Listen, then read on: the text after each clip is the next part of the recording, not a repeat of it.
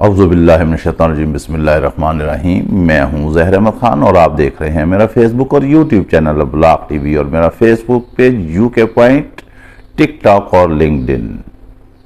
ना वो बिका, ना वो झुका, ना वो बीमार हुआ, ना उसने एनआरओ मांगा, ना उसने माफ़ी मांगी, ना उसने बैरून मुल्क जाना तस्लीम किया, ना वो हारा, ना उसने घुटने टेके, वो हक पर कायम रहा और उसने कहा कि अल्लाह अल हक है। कैद होने से पहले से उसने कहा था कि इय्याका नअबुदु व इय्याका नस्तईन, अल्लाह अल हक है। ये वो बात है जिस पर वो कायम रहा और फिर आखिर सच की जीत होती है। साइफर केस को अदालत ने उड़ा कर रख दिया, उसे कल अदम करार दे दिया। हुकूमत जो है घुटने टेक गई, उसने हुकूमत को नाकों चने चबवा दिए। उसने कहा था कि वो वजीर आजम है तो ठीक है, अगर वो बाहर निकला वजीर आजम हाउस से तो बहुत ज्यादा खतरनाक साबित होगा। उसने सऊबतें बर्दाश्त की, उसने कैदो बंद की मुश्किलात बर्दाश्त की, उसने वो मसाइब झेले जो किसी ने नहीं झेले। उस पर जानलेवा हमले हुए, उस पर फायरिंग हुई, उसका खून बहाया गया, उसे जख्मी किया गया, मगर वो डटा रहा, वो चट्टान की तरह वो जमा रहा, वो खड़ा रहा पहाड़ की तरह, वो दमकता रहा सितारों की तरह। ये सारे जो है उसके आगे मांद पड़ते गए, उससे लड़ते गए। सारा टोला एक टब्बर जो है इकट्ठा हो गया उसके खिलाफ। वो तनहा, वो अकेला था। उसने कहा था कि मैं आखिरी सांस तक, अपने खून के आखिरी कतरे तक मैं लड़ता रहूंगा इस माफिया से। मैं इस करप्ट माफिया, इन मनी लॉन्डर से कोई बातचीत नहीं करूंगा, कोई मुज़ाकरात नहीं करूंगा। वो कहता था कि सबको कानून और आईन के नीचे होना चाहिए, मगर ये लोग तो कानून को मोम की नाक बनाकर रखना चाहते थे। ये लोग चाहते थे कि कानून जो है उनके घर की लौंडी रही, कानून और आईन जैसे वो चाहें उस तरह के फैसले हों। इन्होंने करवाए भी। हुकूमत उसकी गिराई गई, उसे हुकूमत नहीं चलाने दी गई। फिर 1.5 साल के लिए बैठे, फिर मुल्क और कौम का भुरकस निकाल दिया, फिर बेईमानी की गई, फिर 45 फार्म 45 47 के तहत ये लोग आ गए, मुल्क में बैठ गए, लेकिन अवाम ने धुतकार दिया। इन्होंने वोट का कत्ले आम किया, अवाम ने इनको मुस्तरद किया, जगह जगह जाकर जिल्लतें बर्दाश्त करते रहे। आखिरकार हुकूमत बना ली, फिर उसे कैद में डाल दिया गया, फिर उसको कैदे तन्हाई में डाल दिया गया, फिर उसको बेतहाशा सजा दी गई। घंटों मिनटों दिनों में उसको सजाएं दी गई। उसकी बीवी जो है उसको भी कैद कर लिया गया। अब क्या है, पहले ये खुश रहे, अब जब अदलिया ने फैसले देना शुरू किए तो ये लोग अदलिया के भी खिलाफ हो गए, क्योंकि जब तक जो इनके हक में बोले वो अच्छा होता है, जब कोई खिलाफ बोले तो वो इनका दुश्मन हो जाता है।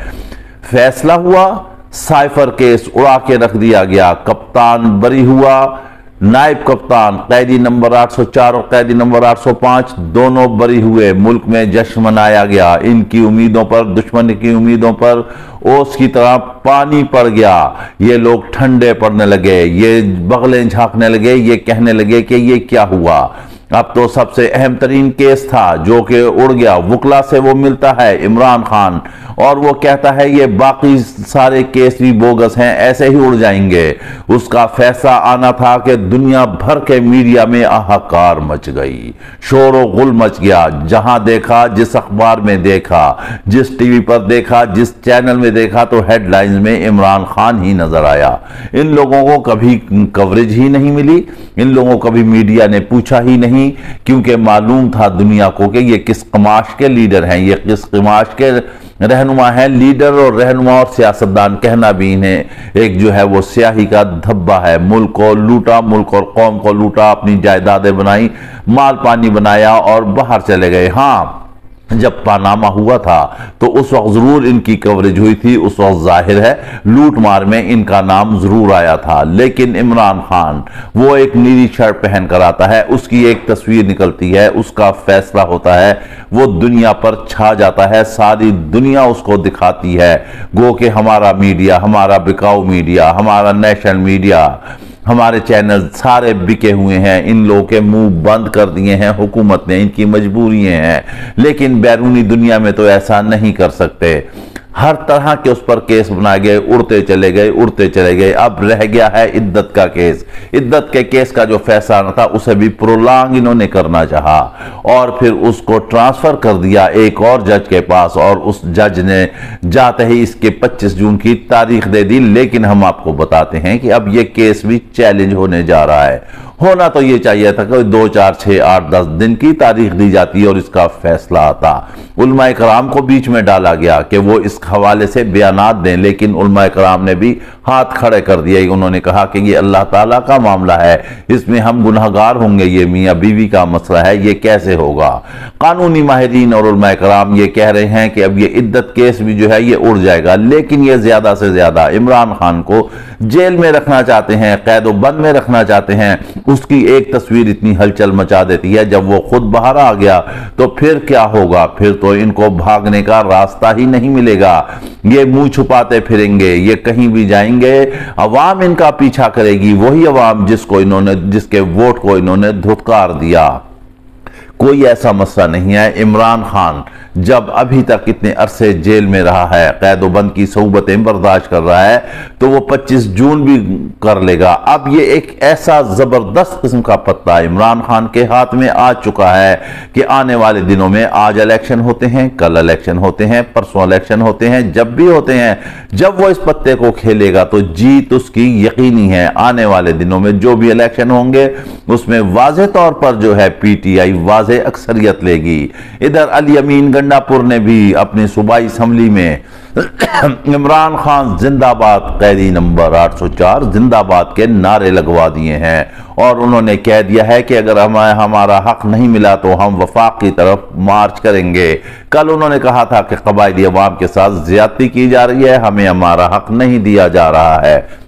अभी उन्होंने कोई सियासत की बात नहीं की है, उन्होंने कोई कैदी नंबर 804 की बात नहीं की है, उन्होंने कोई साइफर केस की बात नहीं की है। उन्होंने कहा कि हमारा हक, केपी का हक, पठानों का हक। जी हाँ, ये वही पठान है जिनको नवाज शरीफ कहता है, तो ये लोग तो बेवकूफ हैं। मगर पठान ही की तारीख देख लें कि वो जब भी आया उसने तारीख बदल दी। वो पठान, वो जब क्रिकेट के मैदान में उतरता है तो वर्ल्ड कप जीत कर आता है, जब उसकी मां बीमार होती है तो वो कैंसर हॉस्पिटल बना देता है, जब वो सेहत के मामलात में आता है, जब वो ऑक्सफोर्ड का वाइस चांसलर बनता है तो मुल्क में तालीम के लिए जाल बिछा देता है, अलकादर यूनिवर्सिटियां बना देता है, और जब वो सियासत में आता है तो वो माफियाज को कहीं भी छुपने नहीं देता। ये होता है खान, ये होता है पठान। जब वो चलता है तो जमाना उसके पीछे पीछे चलता है, वो आगे आगे जाता है, उसके फॉलोअर्स होते हैं। वो आप लोगों की तरह नहीं होता, जहां जहां इमरान खान ने कदम रखे वहां वहां वो तारीख रकम करता गया। मुलाकात फैसले के बाद, साइफर केस के फैसले के बाद कानूनी टीम अडयाला जेल जाती है, इमरान खान से मुलाकात करती है।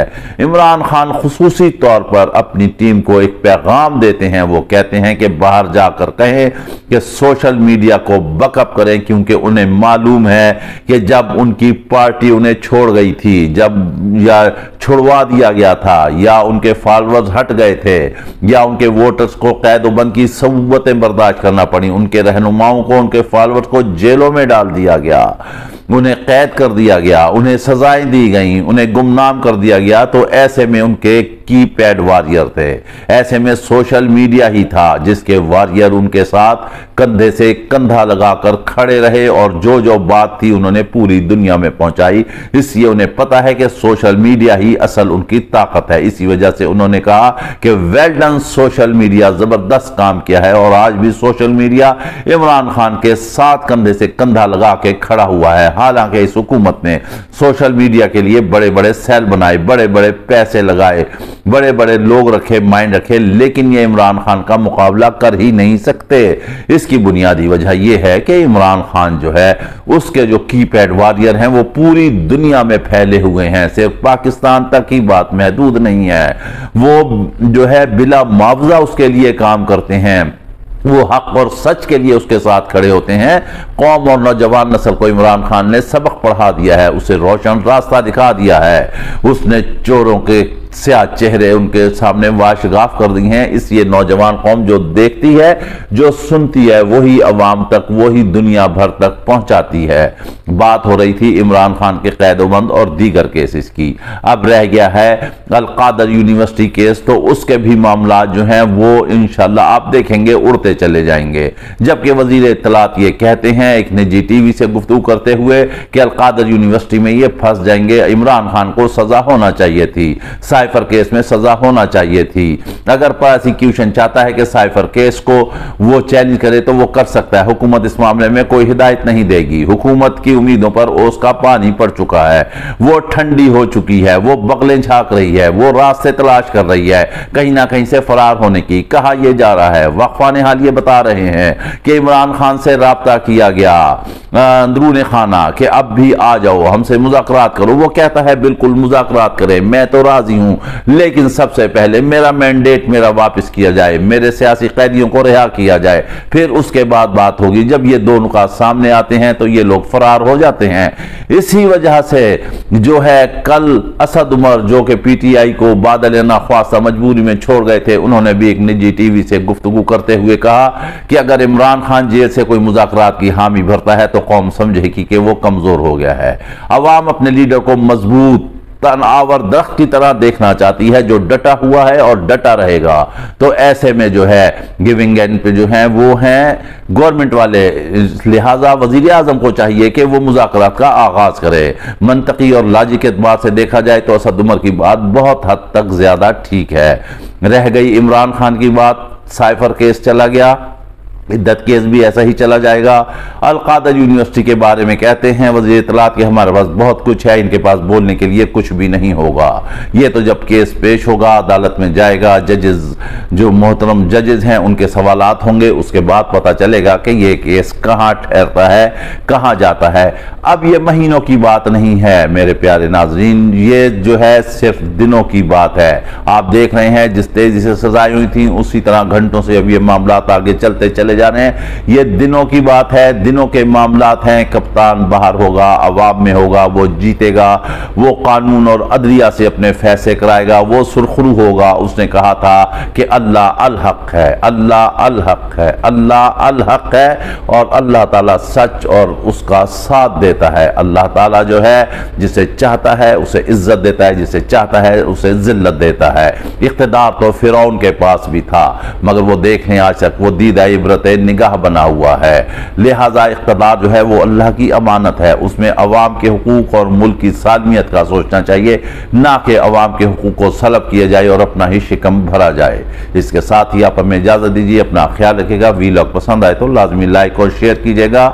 अल्लाह हाफिज।